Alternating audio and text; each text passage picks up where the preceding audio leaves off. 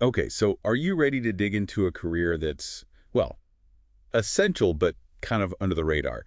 We're talking tram controllers. You wanted the inside scoop on what it takes to land a job like this, and we're here to deliver.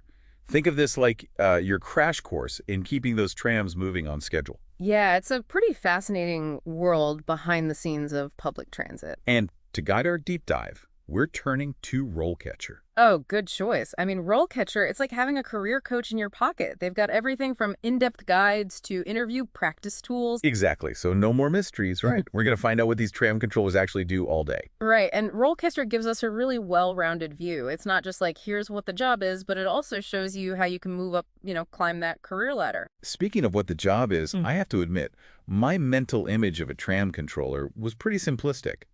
I pictured someone in a comfy chair, maybe with a cup of coffee, just watching those trams glide along. Yeah, I can see that. But this guide totally blew that image out of the water. It's way more involved. Like, it mentions responsibilities like assigning drivers, keeping meticulous records of distances, managing repairs. It's true, and it's not just about the trams themselves. It's about orchestrating this whole network. Think about, like, managing driver schedules. Someone's got to make sure brakes are covered, right? And then juggling those unexpected delays, having the right trams in the right places, especially when it's, the morning rush. It's like this constant puzzle of logistics. But you're dealing with people, too. It sounds like it takes a certain kind of person to handle that. And what about all this talk of meticulous record keeping in the guide? Are we talking spreadsheets for days? Spreadsheets, logs, you name it. They track everything. But it's not just about some office worker with a rubber stamp, right? I mean, this data is actually gold. They use it to track each tram's mileage, so they know when to do preventative maintenance. Plus, it proves they're following all those safety regulations. It's about accountability, too. Exactly. And they can analyze that data, look for ways to make the whole system run more efficiently. So my initial vision of the tram controller, relaxing, taking it easy, yeah, that's out the window. Definitely not. It's a fast-paced environment. Things change on a dime. And you need to be able to think on your feet. Make split-second decisions. Absolutely. And stay calm under pressure. You've got to handle those unexpected situations, keep your cool. Right, so you need that blend of being super organized, but also able to just roll with the punches when things get crazy. Exactly. 1 minute you might be deep in a spreadsheet, and the next you're dealing with like a mechanical issue on a packed tram during rush hour. Talk about high pressure. Yeah, there's definitely a lot of responsibility that comes with the role. And the guy did mention that, right? Some of the downsides, like Yeah. sometimes you're working long hours, weekends, holidays, Mhm. and you never know what each day will bring. But on the flip side, they also talk about the job security, right? And the good salary potential. Oh, yeah, for sure. And of course, the possibility of moving up, like we were talking about earlier, climbing that career ladder. Absolutely. And RoleCatcher does a fantastic job of outlining that path. They break it down to 3 main stages. You start at the entry level, then you work your way up to junior tram controller, and then if you're ambitious, you can reach the peak senior tram controller. And of course, with each step up, you get more responsibility and usually a nice bump in pay. So let's break down that career ladder a bit. What's it actually look like to go from entry level all the way up to senior tram controller? Okay, so imagine this. You're fresh out of training, raring to go. At the entry level, you're basically like an apprentice.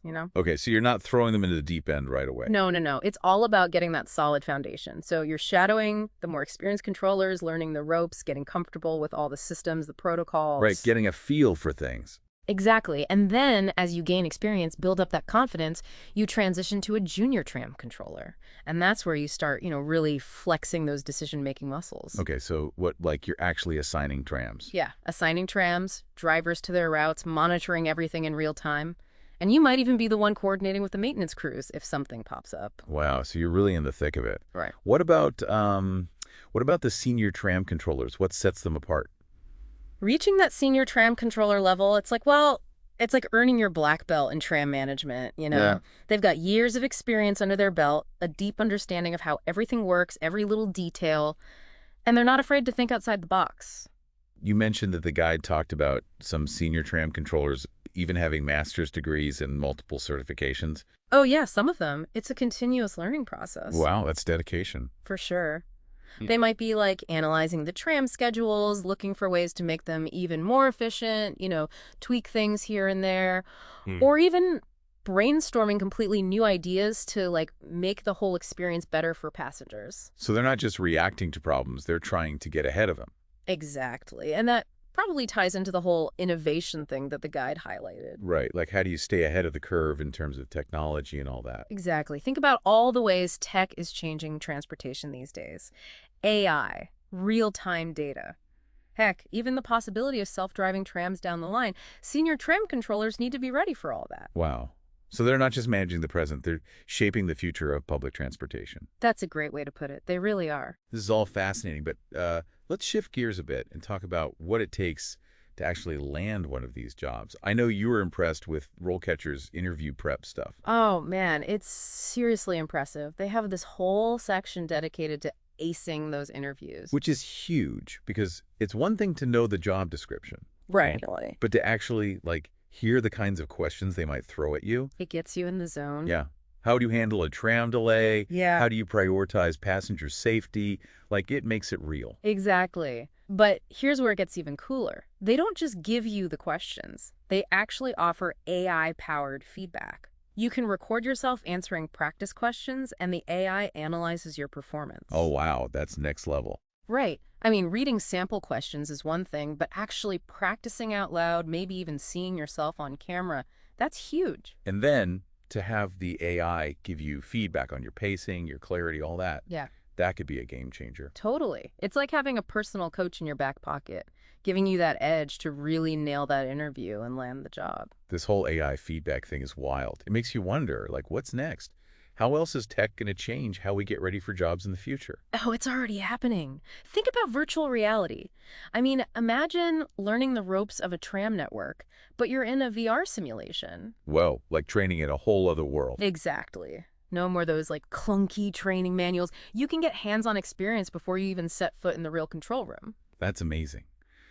But it seems like no matter how much tech comes into play, those core skills of a tram controller, that organization, quick thinking, staying calm under pressure, those will always be important, right? No, absolutely. But, I mean, tech can help, but it's those human skills that really make the difference. It's like you said earlier, it's about being that orchestra conductor, Huh. not just reacting to dots on a screen. Mhm.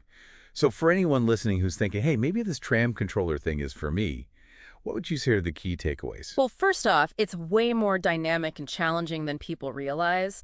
You're not just controlling trams, you're managing people, juggling resources, making those split-second decisions that impact, thousands of commuters. So you're keeping a whole city moving, basically. Exactly. It's high stakes, but it's also incredibly rewarding. And like we talked about, there's room to grow in this field, both in terms of responsibility and salary. Plus, there's that satisfaction of knowing you're playing a vital role in, well, in keeping things running smoothly. And let's not forget, you get to be on the cutting edge of innovation as tech transforms the whole transportation landscape. For sure. From optimizing routes to, who knows, maybe managing fleets of self-driving trams someday. It's an exciting field to be a part of. It really sounds like it.